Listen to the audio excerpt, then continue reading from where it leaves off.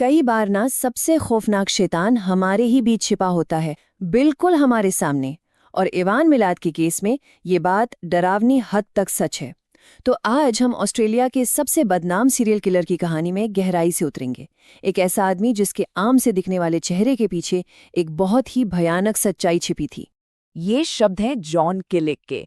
अब ये जॉन किलिक कोई आम आदमी नहीं था। वो खुद एक जाना माना बैंक लुटेरा था जो अपने हैरत अंगेज हेलीकॉप्टर जेल ब्रेक के लिए मशहूर हुआ। तो सोचिए, एक ऐसा इंसान जिसने क्राइम की दुनिया के सबसे अंधेरे कोनों को देखा हो, जब वो मिलाद के बारे में ऐसा कुछ कहता है तो बात वाकई में बहुत सीरियस हो जाती है। तो सवाल ये उठता है कि आखिर ये इवान मिलाद था कौन? क्या वो बस एक बेरहम शैतान था, या उससे भी कहीं ज्यादा खतरनाक कुछ और? जॉन किलिक की नज़रों से जब हम देखते हैं तो हमें एक अलग ही तस्वीर नजर आती है। एक मास्टर मैनिपुलेटर की, एक ऐसे शख्स की जो सच्चाई को अपनी मर्जी से तोड़ मरोड़ सकता था। और इवान मिलाद की पहेली का सबसे बड़ा हिस्सा यही है। देखिए, एक तरफ तो वो एक मामूली सड़क पर काम करने वाला मजदूर था, लेकिन जॉन किलिक जैसा शातिर अपराधी भी उसे बेहद समझदार और अपनी बातों में फंसाने वाला मानता था। और दूसरी तरफ वो एक वहशी शिकारी था जिसने 7 नौजवान बैकपैकर्स को बड़ी ही बेरहमी से मार डाला था। ये दोनों चेहरे एक ही इंसान के अंदर कैसे हो सकते थे? तो हुआ ये कि किलिक मिलाद का एक तरह से कैदी ऑडियंस बन गया, एक ऐसा सुनने वाला जो कहीं जा नहीं सकता था। और इसी मौके का फायदा उठाकर मिलाद ने धीरे धीरे बड़ी होशियारी से अपनी बेगुनाही की कहानी बुननी शुरू की। शक और धोखे का एक पूरा जाल बिछा दिया। और इस एक लाइन में ना मिलाद का पूरा माइंड गेम समझ आता है। वो सीधे सीधे ये नहीं कह रहा कि मैंने कुछ नहीं किया, नहीं, वो तो क्राइम के आइडिया को ही घुमा रहा है।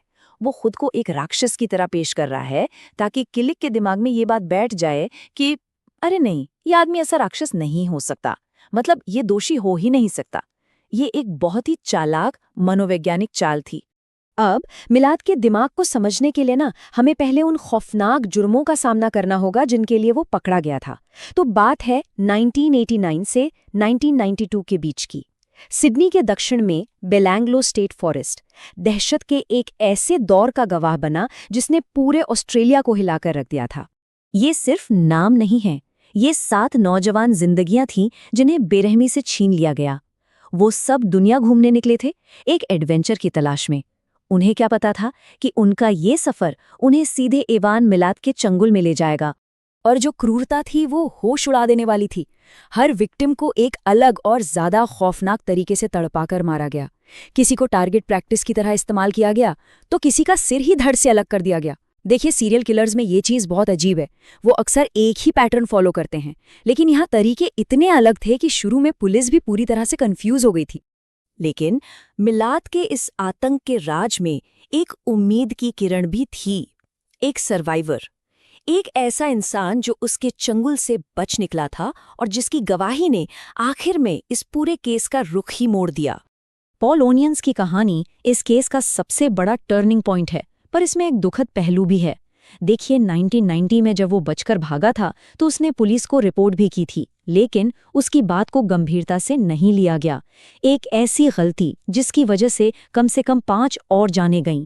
कई साल बाद जब बेलेंगिलो के जंगलों से लाशें मिलने की खबरें दुनिया भर में फैलीं, तब जाकर पुलिस को पॉल ओनियंस की याद आई और उसकी पहचान ने ही मिलाद की गिरफ्तारी का रास्ता साफ किया। जेल के अंदर भी मिलाद चुप नहीं बैठा। उसने अपनी कानूनी लड़ाई जारी रखी और उसने अपना पूरा फोकस सिर्फ एक बहुत ही मामूली सी दिखने वाली डिटेल पर लगा दिया। उसे यकीन था कि यही एक चीज उसे बेगुनाह साबित कर देगी। मिलाद का पूरा केस पॉल ओनियंस की गवाही की एक छोटी सी गलती पर टिका था। ओनियंस ने कहा था कि गाड़ी के पीछे एक स्पेयर व्हील था, लेकिन मिलाद ने कोर्ट के कागजात निकालकर ये साबित किया कि वो व्हील तो हमले के 18 महीने बाद लगाया गया था। मिलाद के लिए बस यही एक पॉइंट काफी था। उसका कहना था कि अगर ओनियंस इस एक चीज के बारे में गलत है तो वो बाकी सब के बारे में भी गलत हो सकता है। और मिलाद अपनी बात को इतने यकीन से कहता था कि जॉन किलिक जैसा शातिर अपराधी भी शक में पड़ गया। वो भी सोचने लगा कि क्या पता पुलिस ने ही कोई गड़बड़ की हो, या शायद ओनियंस को ठीक से याद न हो। ये मिलाद की काबिलियत थी कि वो कैसे भी करके सामने वाले के मन में शक का बीज बो ही देता था। लेकिन किलिक ने अपनी तरफ से भी छानबीन की और उसे एक ऐसी बात पता चली जिसे मिलात ने अपनी लंबी चौड़ी कहानियों में कभी भी शामिल नहीं किया था। मिलात घंटों तक गाड़ी के पहिए, झूठे गवाहों और पुलिस की साजिशों के बारे में बात करता था, लेकिन वो एक बहुत ही सीधी सी और सबसे जरूरी बात को हमेशा गोल कर जाता था। वो ये थी, जब भी, जी हाँ, हर एक बार जब कोई बैकपैकर गायब हुआ, उस दिन इवान मिलात की काम से छुट्टी थी। अब इस बात का सिर्फ एक इत्तेफाक होना लगभग नामुमकिन था।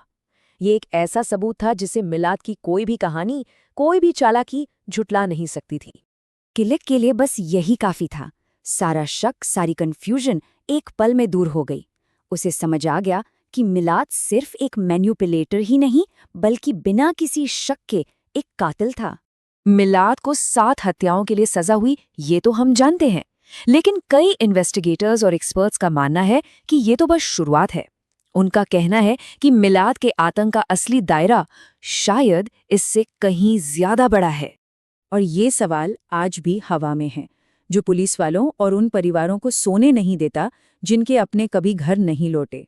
जब पुलिस ने मिलात के अतीत को कुरेदना शुरू किया तो एक बहुत ही डरावना पैटर्न सामने आया।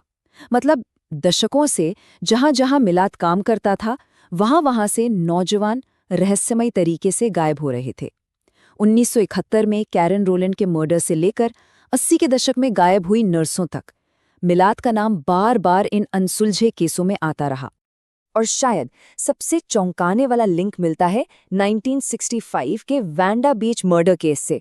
उस केस में पुलिस ने जो संदिग्ध का स्केच जारी किया था, वो एक नौजवान इवान मिलात की तस्वीर से इतना ज्यादा मिलता है कि यकीन करना मुश्किल है।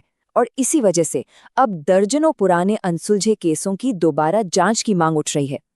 लेकिन शायद इवान मिलात की हैवानियत का सबसे पक्का सबूत उसके अपने भाई की बातों से मिलता है। अगर मिलात का सगा भाई ये मानता है कि उसने 20 से भी ज्यादा लोगों को मारा है, तो हमें ये मानना पड़ेगा कि हम शायद कभी नहीं जान पाएंगे कि उसने असल में कितने लोगों की जान ली। इवान मिलात अपने साथ कितने राज कब्र में ले गया, ये एक ऐसा सवाल है जिसका जवाब शायद अब कभी नहीं मिलेगा।